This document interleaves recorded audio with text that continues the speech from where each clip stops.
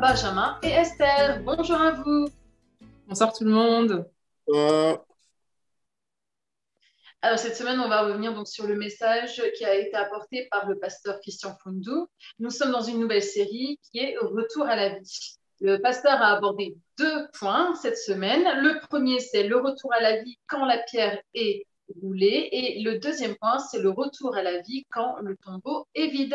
Alors cette semaine, on avait envie de changer un petit peu et sachez que dans les semaines à venir, il y aura peut-être encore des changements. Eh bien, cette semaine, ce n'est pas Esther qui va présenter les questions, mais c'est Benjamin. Je te laisse la parole.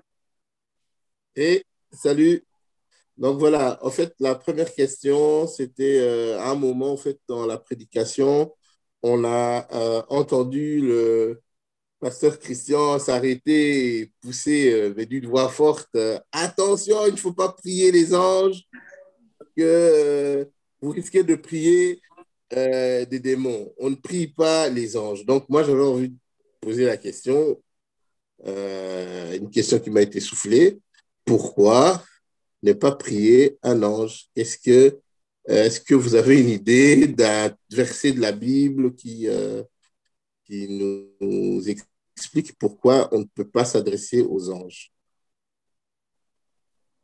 Tout simplement parce que les anges ne vont pas nous obéir, puisque les anges sont des créatures de Dieu et ils ne font qu'obéir au Créateur, ils ne font qu'obéir à Dieu, ils n'ont pas d'ordre à recevoir de nous et ils n'obéiront pas en fait. Donc c'est sûr que voilà, ils vont pas, on n'a pas besoin de leur demander quoi que ce soit, ils vont pas dire ah bah oui ok je vais faire comme ça ou changer les plans. Non, Dieu les envoie pour une mission particulière, donc ils vont faire exactement ce que Dieu attend d'eux. Oui, je pense Et aussi. eux, Prier, bon après prier, c'est pas spécialement donner un ordre, mais c'est même faire une demande. En fait, l'ange est porteur d'un message de Dieu. Donc si on reconnaît que son message vient de Dieu, ça n'a pas vraiment de sens, on va dire, de lui faire une demande à lui directement, parce que tu sais que si tu reconnais que Dieu l'a envoyé, tu ne vas pas lui demander de faire quelque chose de son propre chef. Et voilà, et je pense aussi, ouais, un message de l'ange, ça vient vraiment de Dieu vers nous. Mais après, nous, on peut parler à Dieu directement. On n'a pas besoin de passer par un ange pour parler à Dieu. Donc, on ne devrait même pas dire à l'ange, ben, tiens, on va dire ça à Dieu. Nous, en fait, nous, on a accès directement à Dieu. On peut demander directement à Dieu. Donc, prier à un ange, ce serait ouais, déjà, même d'un point de vue voilà, logique, prendre un chemin détourné alors qu'on a un accès direct. Et aussi, ben, on sait tous que voilà, il y a un ange qui a eu cette volonté de prendre la place de Dieu. Et on sait ce que ça a donné. Donc, je pense qu'un ange vraiment envoyé par Dieu, il sait le danger, en fait. Il sait lui-même le danger pour lui si quelqu'un commence à le prier. Et je pense que même dans la Bible, voilà, il y a un texte où un ange dit à quelqu'un, non, ne t'agenouille pas devant moi parce que je ne suis pas Dieu, je suis un ange, quoi. Donc je pense qu'eux-mêmes sont conscients du danger et que pour nous, il n'y a pas d'intérêt spécialement. Ouais. Ouais, vraiment, je suis vraiment d'accord avec vous. Je pense que la Bible est claire là-dessus, qu'on n'est pas censé s'adresser aux anges, qu'on est vraiment censé s'adresser à Dieu. Et comme tu l'as dit, Lydie, c'est Dieu lui-même qui après va dépêcher les anges. La Bible nous dit ceci, ne sont-ils pas tous des esprits au service de Dieu, envoyés pour exercer un ministère en faveur de ceux qui doivent hériter du salut? Donc, ce sont des esprits qui sont au service de Dieu, même si c'est en notre faveur. Et comme ils sont au service de Dieu, c'est Dieu lui-même qui s'occupe d'eux. Et nous, on demande à Dieu et c'est Dieu qui fait le reste. Donc, pour ceux qui veulent la référence, c'est Hébreux 1, 14. Donc voilà, je crois que c'est important parce que je pense qu'il y a peut-être certains mouvements ou certains dogmes, etc., qui peuvent faire la promotion, en fait, de ce genre de pratique. Mais nous, quand voilà, on devient enfant de Dieu, on se base vraiment sur la parole de Dieu et on rentre dans une relation avec Dieu qui est basée sur la Bible. Et peu importe ce qu'on a pu entendre à gauche, à droite, on se base vraiment sur ce que nous dit la Bible dans le cadre de notre relation avec Dieu. Et c'est important de vraiment, peut-être même renouveler notre intelligence par rapport à ça pour vraiment être biblique, en fait, dans les choses qu'on fait. Donc voilà. Et je pense qu'un ange n'acceptera pas que tu le pries de toute façon. Donc, s'il y a un ange et que tu pries et qu'il accepte, c'est que c'était un démon. En fait. Mais c'est vrai que du coup, maintenant, ça m'intrigue parce que j'avais pas remarqué que le pasteur avait dit que si on priait des anges, on risquait de discuter avec des démons. Donc vraiment, faisons attention alors. Ouais. Eh ben, écoutez, j'aime bien vos réponses. J'aime bien vos réponses. J'espère que ça parle à chacun d'entre nous. J'aimais aussi l'aspect, Esther, sur lequel tu as insisté. Apprendre à vraiment à être biblique, à vivre sa relation avec Dieu selon ce que la Bible enseigne. Et il y a aussi ce passage que je peux citer qui dit qu'il n'y a pas d'intermédiaire entre Dieu et les hommes si ce n'est Jésus-Christ, homme. Donc, Jésus-Christ est le seul intermédiaire entre Dieu et les hommes. Et Jésus demande même à ses disciples, lorsque vous priez, vous pouvez demander en mon nom auprès de mon Père, et puis cela vous sera accompli. J'ai une autre question alors, du coup, toujours autour des anges, parce que le pasteur, à un moment dans sa prédication, il revenait sur l'histoire où un ange est apparu à Paul. L'ange lui a parlé. L'ange, le jeune homme, dans l'histoire de la résurrection de Jésus, il y avait un jeune homme habillé tout en blanc. Et d'ailleurs, ce jeune homme fait peur, enfin, si je peux dire ça. La Bible dit que les dames qui entrent dans le sépulcre sont épouvantées. Donc, ce jeune homme fait un peu peur à ces dames-là. Je ne sais pas qu'est-ce qui leur a vraiment fait peur, s'ils ne s'attendaient pas à voir quelqu'un de vivant, debout et tout ça. Mais est-ce qu'on reconnaît toujours les anges lorsqu'ils nous apparaissent? Est-ce que, par exemple, c'est possible que j'ai eu une visitation d'un ange et que je n'ai pas compris ou tilté que c'était un ange qui m'avait visité? Est-ce qu'on reconnaît toujours? Parce qu'ici, la Bible parle d'un jeune homme habillé tout en blanc. Donc, voilà ma question, c'est est-ce qu'on reconnaît toujours lorsqu'un ange nous visite ou pas? Moi, je dirais, si on prend le texte qu'Esther a donné, sont des esprits. Donc, un esprit, de tes propres yeux, tu ne le vois pas. De tes propres yeux, tu ne le vois pas. Donc, à un moment donné, il peut prendre une forme. Il peut prendre une forme, et la forme qu'il va prendre, c'est pas... en fait, comment dire, c'est pas une de ses propriétés, c'est une forme qu'il prend à un moment donné, tu vois. Donc, est-ce qu'il va toujours apparaître sous la même forme? Tu n'en sais rien, tu vois. Est-ce qu'il y a une forme d'ange? Non. Comme je dis, il peut apparaître comme un homme. Est-ce qu'il peut apparaître d'une autre manière? Donc, je pense pas que tu peux reconnaître en fait que ça, c'est une forme il y a pas de forme que seuls les anges prennent ou voilà. Je pense pas que tu peux reconnaître systématiquement. Peut-être que y avoir quelque chose de particulier, mais je sais pas si on reconnaît systématiquement que c'est un ange. Là, on a vu que c'était un homme, et dans plusieurs endroits dans la Bible, on voit que c'est un homme. Des fois, on s'était posé la question même à l'époque quand on avait eu une prédication sur Zacharie. Il a vu un ange qui lui dit que tu vas avoir un enfant, et il discute avec lui, il dit mais non, je ne vais pas avoir d'enfant. Est-ce que enfin je ne sais pas, si tu vois vraiment un ange qui a une forme impressionnante, est-ce que tu vas oser discuter, ou tu vas tout simplement croire tellement déjà sa forme est impressionnante? Donc voilà, je ne sais pas si on se rend compte. Est-ce qu'on se rend compte tout le temps? Moi, je pense que non.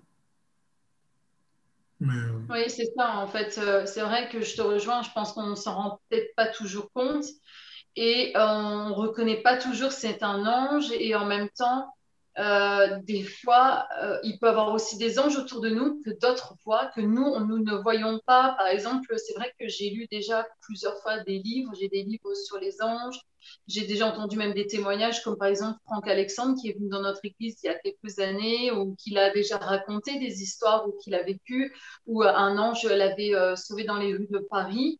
Il a été apparu de nulle part et en fait, il allait se faire écraser par un camion.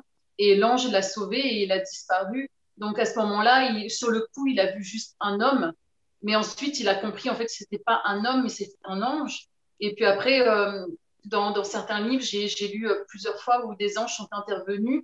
Mais par exemple, ça me fait penser à une histoire qui est assez connue d'un couple missionnaire qui était parti dans un pays pour voilà, prêcher, tout ça. Et puis, il y avait tous des tribus en fait, qui ne supportaient pas qui viennent parler de Jésus.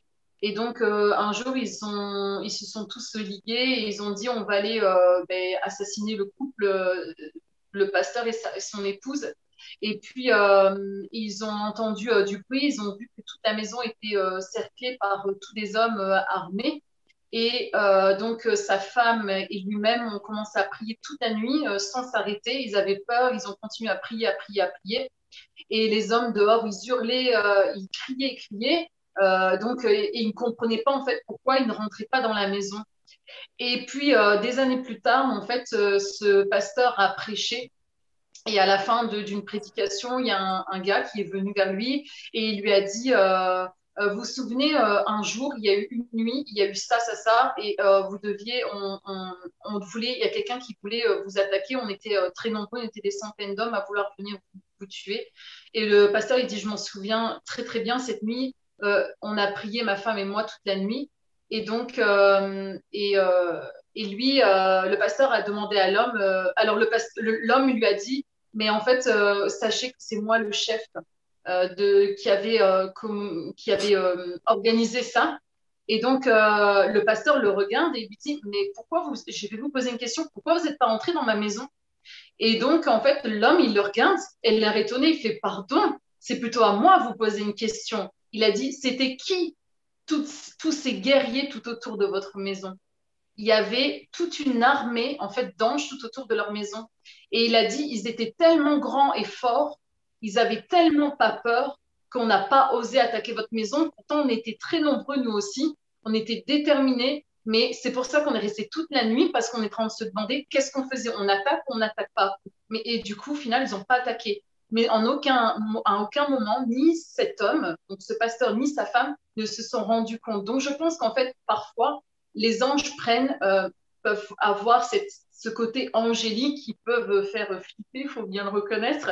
Parfois, ils peuvent prendre l'apparence d'un homme ou d'une femme, donc d'un être humain, et qu'on peut reconnaître en sachant, tiens, mais c'est un ange ou...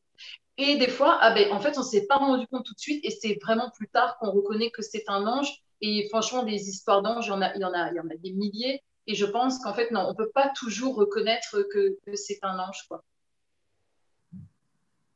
Et il y a un texte qui ressemble à ça, c'est le texte c'est un passage avec Élisée. Et, Ah oui. qui a peur et il prie pour que les yeux de son serviteur s'ouvrent, en fait, pour qu'il voit ce qu'il... Donc, lui, Élisée, il était en train de voir, en fait. Élisée, il voit. Et un autre à côté ne voit pas. Donc, Exactement. C'est comme un peu Paul, d'ailleurs, parce qu'on est en train de parler de Paul. Lui, il a entendu la voix de Jésus sur le chemin. Et pourtant, tout le monde a entendu la voix, mais il n'y a que Paul qui a vu cette grande lumière. Donc je pense qu'il y a des fois, il y a des choses spirituelles qui se passent autour de nous. On a conscience et des fois, on n'a pas conscience. Des fois, on voit et des fois, d'autres ne voient pas. Donc, en fait, on ne sait pas s'il est apparu ou si on a eu la grâce de le voir, en fait. Voilà. Par contre, des fois, ils voient bien des anges comme les deux maris qui sont partis au tombeau, comme on discutait juste avant, et que d'ailleurs, Pasteur Christian en a parlé, ils étaient pétrifiés de peur. Donc là, eux, ils ont bien saisi qu'il y avait c'était un ange, quoi. Ils ont bien capté ça. Et d'ailleurs, dans la Bible, il y a plein de personnages bibliques qui ont vu des anges qui parfois, ils n'ont pas fait le malin du tout, quoi. Je reconnais quand même qu'il semble que souvent ils prennent l'apparence d'hommes. Mhm. D'après, si on voit un peu les passages, la plupart des passages où on parle de l'apparition des anges. Et allez, ma dernière question, à moins que Esther en ait une, je vais juste poser une question encore sur les anges. Donc, le pasteur Christian expliquait le fait que euh, je crois que c'est Jésus qui dit que vous verrez maintenant le ciel ouvert et les anges monter et descendre. En fait, dans la nouvelle alliance, on est censé vivre alors beaucoup plus la manifestation des anges ou le ministère des anges auprès des hommes, si je comprends bien. Je ne sais pas, qu'est-ce que vous en pensez? Ouais, 100% d'accord. Pour moi, les anges font partie intégrale mais de la création de Dieu. Donc, et puis, comme Esther, tu disais tout à l'heure, ils sont au service de Dieu. Donc, pour moi, la manifestation des anges, ça doit être pas quelque chose de quotidien, mais en tout cas, ça doit être quelque chose qui doit arriver régulièrement dans nos vies. Après, je pense que ça fait référence à une activité spirituelle qui va avoir lieu. Mhm. Mais comme on dit, les anges sont des esprits, les anges opèrent. Ils ne sont pas obligés d'apparaître physiquement pour opérer, en fait. Je pense qu'il faut faire la Absolument. différence entre leur activité et leur apparition. Enfin, des fois, ils peuvent opérer sans avoir à apparaître, et des fois, peut-être, il y a un besoin qu'ils apparaissent, mais voilà. C'est pas, je ne pense pas que le texte de Jésus veut dire qu'il y aura plus d'apparitions humaines d'anges. Je ne sais pas si c'est ça que ça veut dire. Pour moi, ça veut juste dire qu'il y aura plus d'activité. Mm. Oui, c'est Ok. vrai que quand il y a une manifestation d'ange, c'est souvent, ça précède souvent on va dire, un acte, enfin quelque chose de particulier. Tu vas pas voir un ange juste qui va venir te dire, tiens, tu dois acheter n'oublie pas d'acheter du lait au supermarché, quoi. Je veux dire, en général, quand on voit un ange ou quand il y a des manifestations d'anges ou même ceux qu'on voit pas, comme tu dis, Douba, même si on les voit pas, en fait, ils opèrent tous les jours. Hein, ils sont jamais au repos en train de se dire, ben tiens, il n'y a pas de boulot aujourd'hui. Non, en fait, ils sont tout le temps en train de travailler. D'ailleurs, il y a des anges tout autour de nous. Et d'ailleurs, la Bible dit même que quand tu reçois des gens chez toi, donc l'hospitalité, même tu invites des anges dans ta maison à ce moment-là. Donc, en fait, des anges, il y en a absolument partout. Simplement, c'est vrai que, comme tu disais, on ne les voit pas toujours à l'heure. Oui. Voilà, je m'arrête là avec les questions. Je ne sais pas, Esther, tu as encore une question ou quoi? Oui, en tout cas, moi, je suis vraiment d'accord avec tout ce que vous avez partagé hein, concernant les anges. Et sinon, peut-être une question qu'on pourrait aussi se poser, c'est, imaginons quelqu'un qui est dans une situation un peu désespérée et la personne ne sait pas si il faut arrêter de se battre ou alors s'il faut juste prier pour une intervention surnaturelle. Et si jamais il faut prier pour avoir une intervention surnaturelle, comment faire en fait pour obtenir cette intervention? Je sais pas si vous avez des idées de pistes de réponse.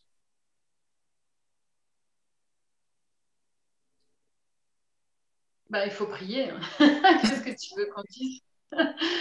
Bah oui, c'est ça, prier et demander vraiment à Dieu d'intervenir. De toute façon, comme on le dit depuis le début de l'émission, seul Dieu est souverain, c'est lui qui gouverne, c'est lui qui dirige toutes choses, c'est lui qui va disposer, que ce soit des anges, les circonstances, les temps. Il n'y a que Dieu, en fait, qui va pouvoir agir. C'est comme le pasteur Christian parlait donc dimanche dans le deuxième point quand il disait voilà mais qui va ou c'était dans le premier point je sais plus mais qui va enlever en fait cette pierre dans notre vie comme il disait c'est vrai que la pierre du tombeau des fois ça représente nos situations nos défis et que ça peut paraître lourd et en fait voilà comme le pasteur le disait dimanche eh ben, il faut vraiment s'appuyer sur Dieu et croire en fait que c'est Dieu qui enlève aussi la pierre c'est lui qui va agir donc la seule solution c'est vraiment de demander à Dieu et et c'est vrai comme on partageait juste avant l'enregistrement, mais c'est ce que Dieu me disait beaucoup aujourd'hui dans la journée et tout à l'heure, Benjamin, tu nous l'avais dit aussi. En fait, je trouve que c'est important de souligner que quand Dieu intervient, il intervient toujours au-delà de ce que l'on demande et quand il fait quelque chose de puissant. Comme là, rouler la pierre, Enfin, je veux dire, il aurait pu ressusciter Jésus. Et puis voilà. Pourquoi enlever la pierre? Franchement, il n'y avait pas besoin. Concrètement, Jésus serait, il est, je crois, enfin, je sais pas, mais il n'est pas passé par la porte, quoi. Il s'est pas dit, excuse-moi, papa, est-ce que tu peux enlever la pierre? Parce que là, je suis ressuscité, mais je ne sais pas sortir. C'est pas du tout comme ça que ça s'est passé. Il est Surtout qu'il était ressuscité. capable de traverser des murs une fois qu'il était ressuscité.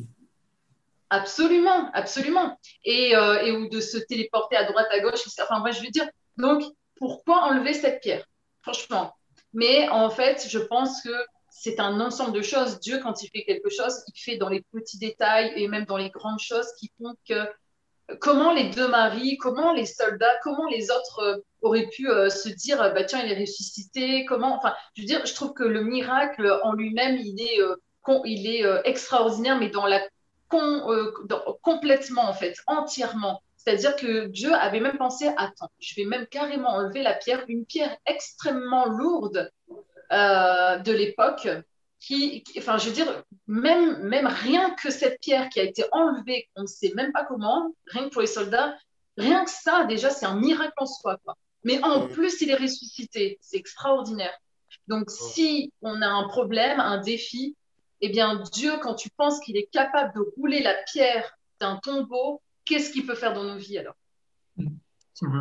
Moi, il y a quelque chose qui m'a interpellé par rapport à ça, c'est qu'en fait, imaginons, on voit cette pierre-là devant le tombeau et on veut rentrer. En fait, qu'est-ce qu'on va dire? Elle est trop grande, j'arriverai pas à la rouler.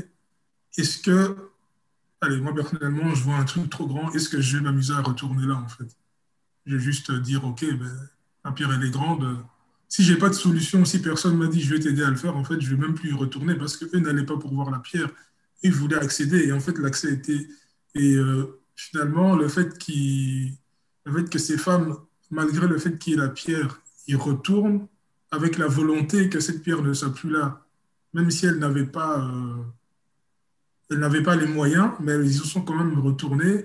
Je me demande si c'est pas ça aussi qui a fait qu'il y a une intervention spirituelle, que Dieu a vu que, OK, elles veulent vraiment, elles n'ont pas les moyens, donc je vais.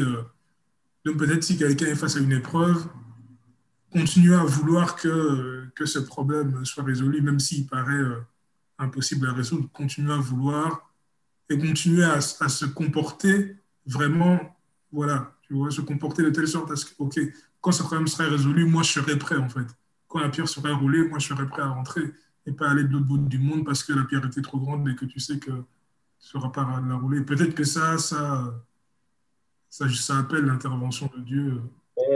Ouais, je veux peut-être un peu paraphraser ce que tu dis, Ndouba. Au fait, dans le geste de ces femmes-là, il y avait une forme de fidélité qui est exprimée. Il y a vraiment une fidélité vis-à-vis du Seigneur.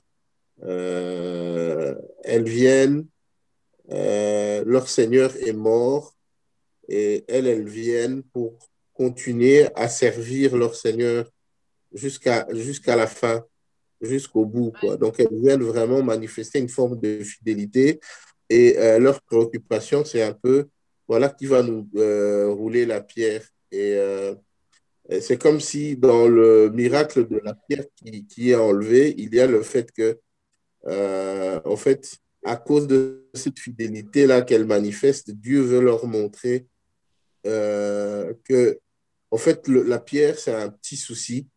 En réalité, il y a un miracle plus grand qui prend place. La résurrection a pris Amen. place et le plan de Dieu est bien plus grand que simplement ce souci de Pierre. Mais Dieu répond quand même à leur fidélité. Dieu répond quand même Amen. à cette fidélité-là qu'elle manifeste. Le fait juste de venir, de vouloir aller jusqu'au bout. OK, le Seigneur nous a prêché des grandes choses. Il nous a prêché le royaume, il nous a prêché des grandes choses. Et finalement, il est mort. D'autres auraient pu se dire tout ça pour ça, tout s'est arrêté, mais elles, non. Elles ont continué à vouloir servir, à aller jusqu'au bout. Et peut-être que l'attitude aussi, on a l'impression qu'on est désespéré, qu'on est dans une situation vraiment désespérée, peut-être que l'une des attitudes aussi, c'est de rester vraiment fidèle, de garder une certaine fidélité vis-à-vis de Dieu, vis-à-vis de l'engagement qu'on a face au Seigneur. Et je crois que Dieu voit ça aussi et que Dieu répond aussi à cela. Bien sûr, je suis d'accord avec Lydie quand elle dit qu'il faut prier. Il faut prier, il faut continuer à prier et Dieu intervient, quoi. Dieu intervient. Amen. Ouais, même quand la situation est désespérée, eh bien, quand Dieu n'a pas encore dit son dernier mot, moi je dis il faut continuer à prier. D'ailleurs, on arrive donc à la fin de l'émission. Est-ce que Douba, je pourrais te demander justement de prier pour les gens qui nous regardent et qui vivent des situations peut-être compliquées, qui vivent des défis, qui ont l'impression que vraiment ils sont équipés par cette pierre, mais que Dieu leur redonne confiance et la foi de persévérer. Amen. Seigneur Jésus, je te remercie, Seigneur, pour ce moment que tu nous as permis de passer. Seigneur, ce moment où tu nous as inspirés, Seigneur, où tu nous as parlé, Seigneur, car même pendant ce moment, tu nous as inspirés, chacun d'entre nous, Seigneur. Et je prie, Seigneur, en particulier, Seigneur, pour les personnes qui sont face à des défis, Seigneur, qui sont face à des pierres, Seigneur Jésus, des pierres qui n'arrivent pas à rouler, Seigneur, des défis qui leur paraissent insurmontables, qui dépassent leur force, qui dépassent leur capacité, Seigneur Jésus. Je prie, Seigneur, que tu mettes en ces personnes la fidélité, Seigneur, qu'elles ne baissent pas les bras, qu'elles continuent à revenir à cet endroit, Seigneur, pour qu'elles puissent voir ta gloire se manifester dans leur vie, Seigneur, qu'elles puissent être témoins, Seigneur, de ce que tu vas faire, Seigneur, qu'elles ne manquent pas leur rendez-vous, Seigneur, car je suis convaincu que tu vas agir, Seigneur, car lorsqu'une personne se tourne vers toi, Seigneur, tu entends, Seigneur, tu agis, Seigneur. Donc je prie, Seigneur, de donner ce réflexe, de donner cet instinct, Seigneur, à tes enfants, de ne pas arrêter de tourner les regards vers toi, Seigneur, même lorsqu'ils sont dépassés, Seigneur, afin qu'ils puissent être témoins, Seigneur, témoins de ton plan, Seigneur, car ton plan s'accomplit, Seigneur. Ton plan s'accomplit, ta parole ne revient pas, Seigneur, à toi sans avoir produit ses effets. Et ton plan s'accomplit, Seigneur, et tu peux en plus nous donner le privilège d'être témoins, Seigneur, témoins de l'accomplissement de ton plan glorieux qui nous dépasse. Je te remercie pour tout ce que tu vas faire dans nos vies, Seigneur, tout ce que tu vas faire dans les personnes qui écouteront ce message et qui se tourneront vers toi, qui tourneront les regards vers toi, qui mettront leur confiance en toi. Je te remercie pour tout ce que tu vas faire au nom de Jésus. Sois béni, sois glorifié. Amen. Amen. Amen. Amen. Amen. Merci de nous avoir suivis. On vous souhaite une belle soirée et soyez richement bénis. On vous dit à la semaine prochaine. Salut, salut. À la semaine prochaine. Bye. Salut, salut.